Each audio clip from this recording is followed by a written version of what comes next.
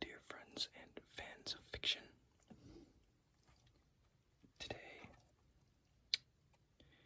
is a cool day.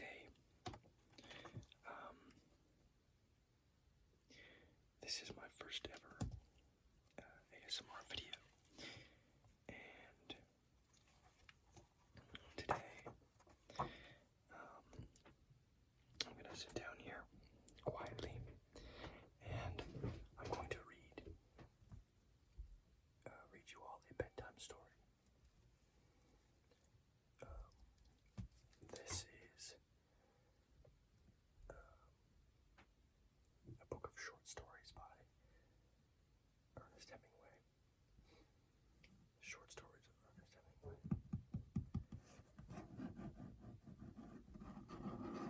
It's a very old copy. It was once sold for $8.95. But it is now a library book at my university.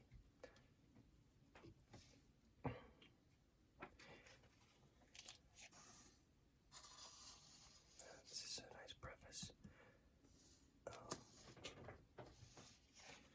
It's not too long. Maybe I'll read it. It's very Hemingway.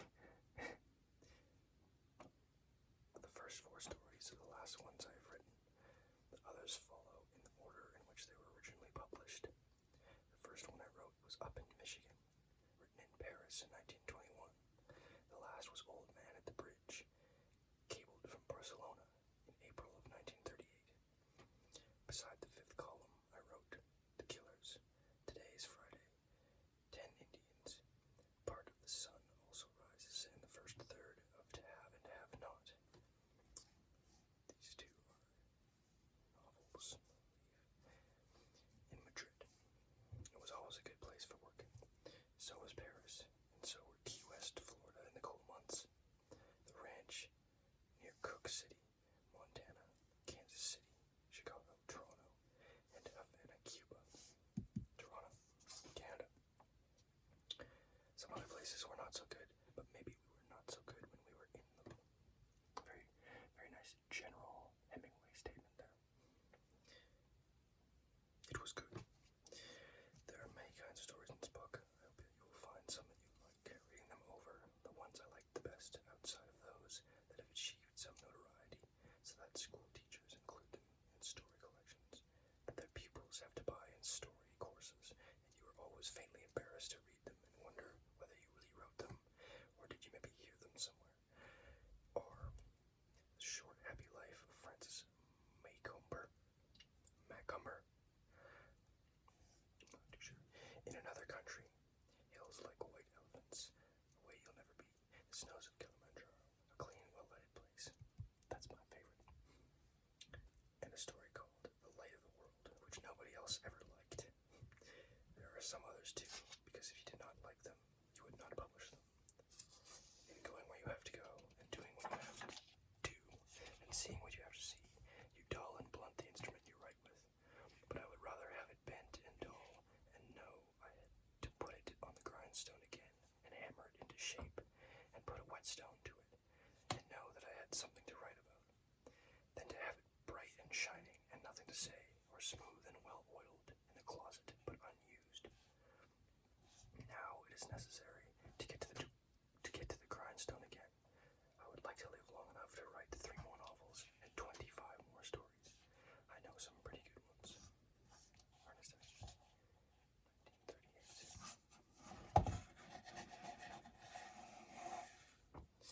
And when is this copy of the book printed? Here we go.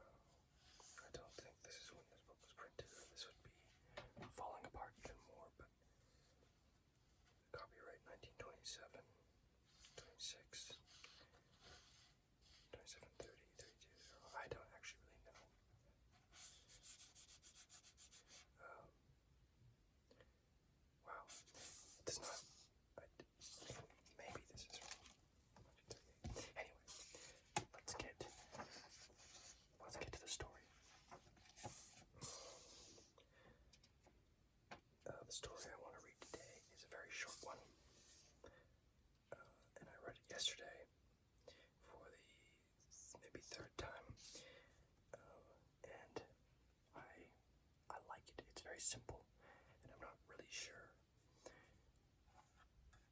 Not really sure what it's about, but it's. I think it's a happy story, which is not common by Mr. Hemingway. Or maybe it's some other thing that's adjacent to happy, but the story is Cat in the Rain, on page 165. And this is all the other stories here. Basically, all over the place. Maybe I'll read that another day. Let's go real quicker here. It's 107. And throughout this book, there are chapters here, little intros to the chapters, and some of them are very, some of them are very, some of them are very funny, and some of them are very thoughtful, and some of them are quite troubling as well, but they're all very interesting and unique.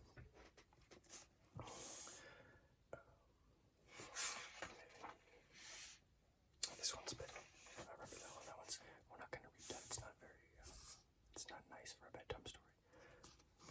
Cat in the Rain. There were only 2 Americans stopping at the hotel. They did not know any of the people they passed on the stairs on their way to and from their room. The room was on the 2nd floor, facing the sea. It also faced the public garden and the war monument. There were big palms and green benches in the public garden. In the good weather, there was always an artist with his easel. Artists liked the way the palms grew and the bright colors of the hotels facing the gardens and the sea. Italians came from a long way off to look up at the war monument. It was made of bronze and glistened in the rain. It was raining. The rain dripped from the palm trees. Water stood in pools in the gravel paths. The sea broke in a long line in the rain and slipped back down the beach to come up and break again in a long line in the rain. The motor cars were gone from the square by the war monument.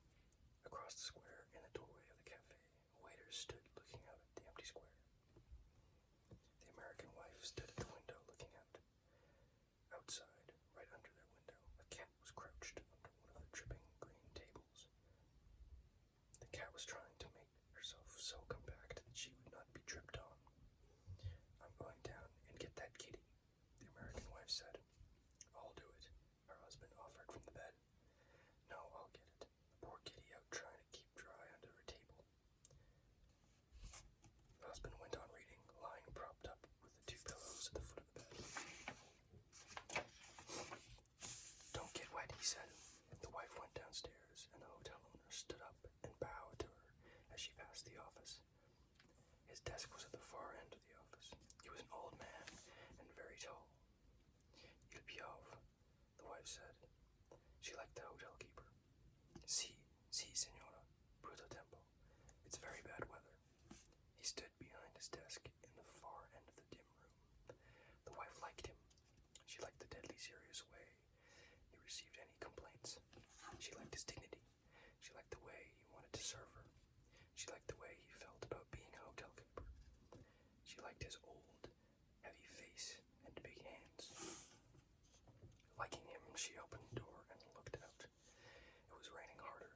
A man in a rubber cape was crossing the empty square to the cafe. The cat would be around to the right. Perhaps she could go along under the eaves. As she stood in the doorway, an umbrella opened behind her. It was the maid who looked after their room. "You must not get wet," she smiled, speaking Italian. Of course, the hotel keeper had sent her. With the maid holding the umbrella over her, she walked along the gravel path until she was under their window. The table was there, washed bright green in the rain, but the cat was gone. She was suddenly disappointed. The maid looked up at her. "Ha perduto qualche cosa, signora?" "There was a cat," said the American girl. "A cat? Si, il gatto." "A cat?" The maid laughed. "A cat in the rain?" "Yes," she said.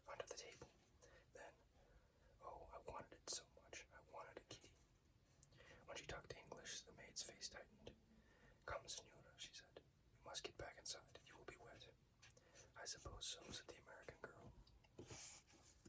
They went back along the gravel path and passed in a door. The maid stayed outside to close the umbrella. As the American girl passed the office, the patron bowed from his desk. Something felt very small and tight inside the girl. The patron made her feel very small and at the same time really important. She had a momentary feeling of being of supreme importance. She went on up the stairs. She opened the door of the room. George was on the bed reading. "Did you get the cat?" he asked, putting the book down. "It was gone. I wonder where it went to," he said, resting his eyes from reading. She sat down on the bed. "I wanted it so much," she said. "I don't know why I wanted it so much. I wanted that poor kitty. It isn't any fun to be a poor kitty out in the rain." George was reading again. She went over and sat in front of the mirror of the dressing table, looking at herself with the hand glass. She studied her profile first one side and then the other. Then she studied the back of her head and her neck. "Don't you think it would be a good idea if I let my hair grow out?" she asked, looking at her profile again. George looked up and saw the back of her neck, clipped close like a boy's. "I like it the way it is. I get so tired of it," she said. "I get so tired of looking like a boy." George shifted his position in the bed. He hadn't looked away from her since she started to speak. "You look pretty darn nice," he said. She laid the mirror down on the dresser and went over to the window and looked out. It was getting dark. "I want to pull my hair back tight and smooth and make a big knot at the back that I can feel," she said. "I want to have a kitty to sit on my lap and purr when I stroke her." "Yeah," George said from the bed. "And I want to eat at a table with my own silverware. And I want candles. And I want it to be spring. And I want to brush my hair out in front of a mirror. And I want a kitty. And I want some new clothes." "Oh, shut up and get something to read," George said. He was reading again. His wife was looking out of the window. It was quite dark now, and still raining in the palm trees. "Anyway, I want a cat," she said. "I want a cat. I want a cat now. If I can't have long hair or any fun, I can have a cat." George was not listening. He was reading his book. His wife looked out of the window where the light had come on in the square. Someone knocked at the door. "Avanti," George said. He looked up from his book. In the doorway stood the maid. She held a big tortoise-shell cat pressed tight against her and swung down against her body. "Excuse me," she said. "The patron asked me to bring this for the signora." And there we go. The American wife, as she is, or American girl, like the Tom Petty song,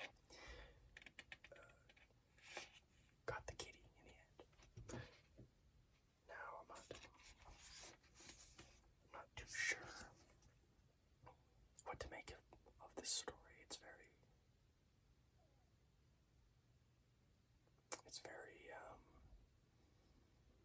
simple, and I don't want to use the word mundane, but it's a little moment. It's a small moment in these people's lives. I guess they're tourists, with some money, and it's interesting how the woman, the relationship with the woman and the man, George. Don't think she gets a name.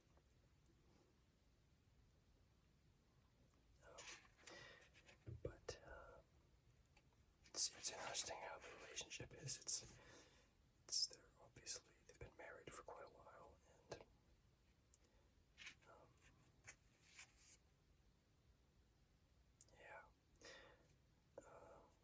George likes to read his book, and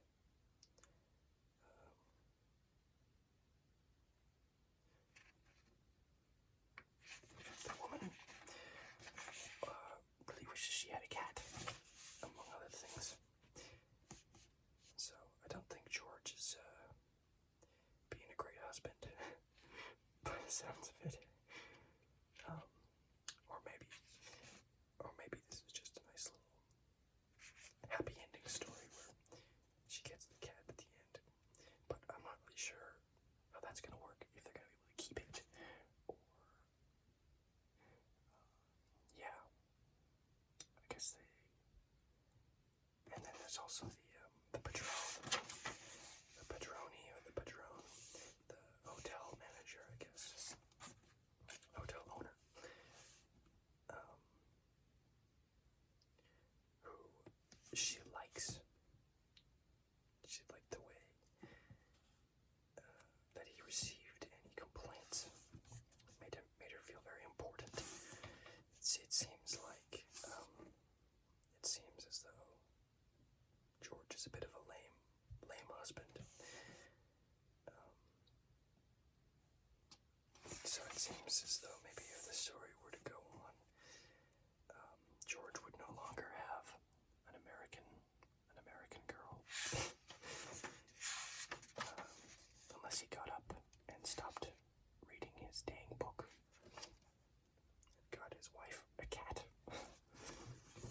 But anyway, I will stop rambling now. That was one story from the short stories of Ernest Hemingway.